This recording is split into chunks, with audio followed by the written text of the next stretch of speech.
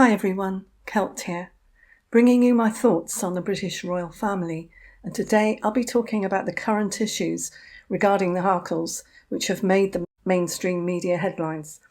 All of this is my opinion only, hence the title of my channel being Celt Views nowadays rather than the previous Celt News.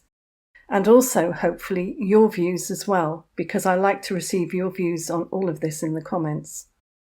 From the lie over Lily's name to them buying a place in Portugal, I'll start with the alleged move to Portugal. Harry and Meghan are supposed to be looking for a property there. And I'm not sure if Meghan has, in the past, mentioned having a certain percentage of Portuguese in her DNA. I'm sure she must have, or she will be mentioning it shortly. It's all been pointed out that it's to do with a visa loophole, but any visa loopholes ended years ago. It's more a lot of red tape and officialdom to go through, hurdles which take time. But I think it's more to do with taking the attention away from the Australia trip with King Charles.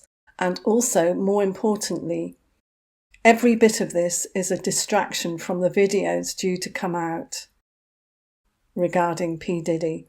And also, I've often said that it's pointing to something of interest, just as their trip to Colombia was pointing to people of interest there. This focus on Portugal is exactly that, a focus on other things of interest. It's no surprise that Harry's cousin, Princess Eugenie, and her husband Jack have a property there, because birds of a feather.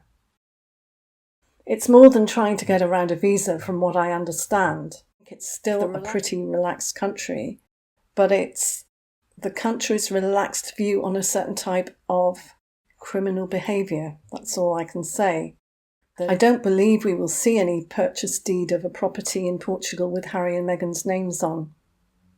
I really think the focus is on the country and the other people, not just on Harry and Meghan. It seems that it's tying up all the loose ends worldwide, if you get what I mean. A lot of various celebrities and higher-up people loved to go to Portugal.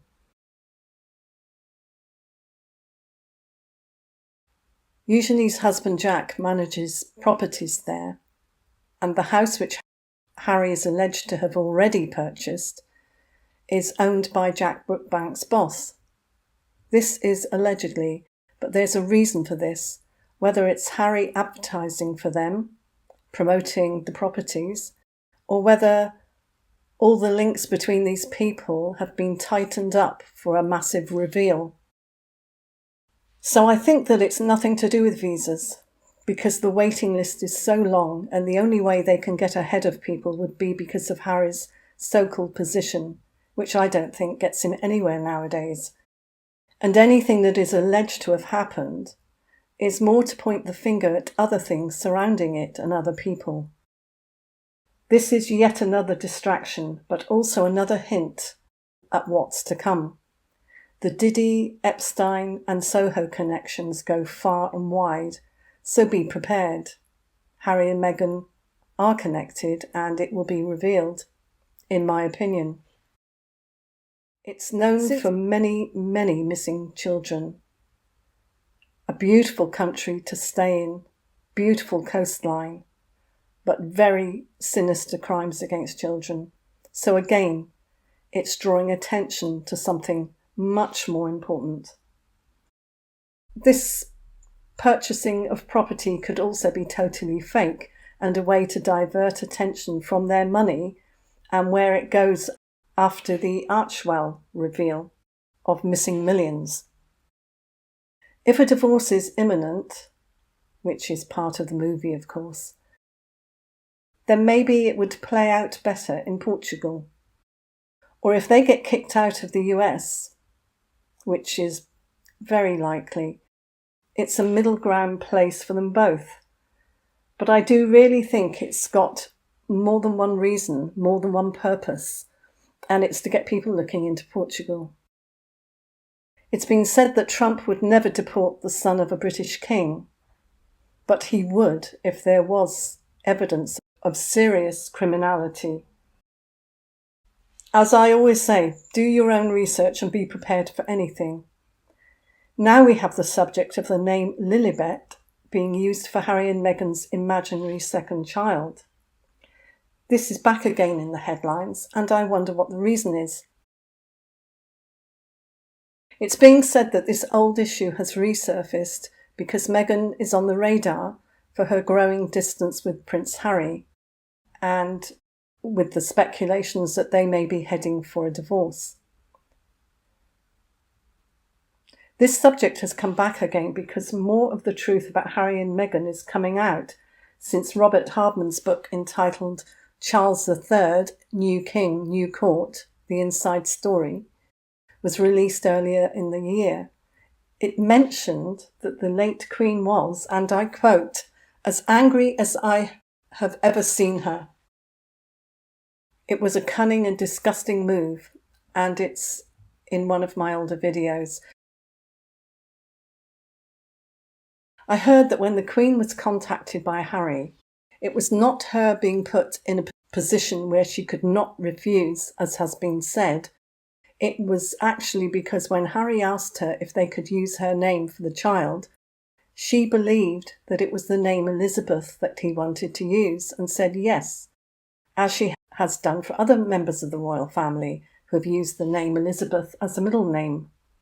But when she discovered that it was not and was actually her unique nickname that she had since a young child, she was furious and deeply, deeply hurt. I totally believe that she thought that they were going to name Lilibet Elizabeth as her first name, and she agreed, which was a big thing, because most of the other members of the royal family have used Elizabeth after asking her permission and used it as a middle name. My opinion is that she was allowing them to use Elizabeth as a first name. So this was still a big thing.